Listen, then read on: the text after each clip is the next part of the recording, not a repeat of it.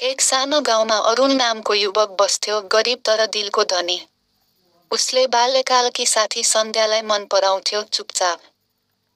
समय बित्यो, सन्ध्या सहरबाट फर्की बदलिएर।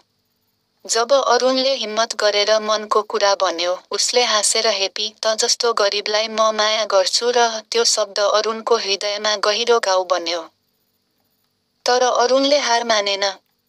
उसले त्यो घाउलाई ताकत बनायो। सहर गयो, सङ्घर्ष गर्यो र सफल व्यवसायी बन्यो। एक दिन गाउँमा कार्यक्रम भयो, मुख्य अतिथि अरुण। त्यही मञ्चमा सन्ध्या पनि थिए। अरुणले भन्यो, "जसले घाउ दिएको थियो, उसैको कारण म आज बलियो बने। धन्यवाद सन्ध्या। समयको खेलले मलाई बदल्यो, घाउले मलाई बनायो। कहिले नहार, नबिर्स। घाउहरू दुख्छन्, तर समयले त्यसलाई शक्ति बनाउँछ। जो आज तिमीलाई हेप्छ, भोलि तिमीलाई हेर्न लायक बन्ने छैन।"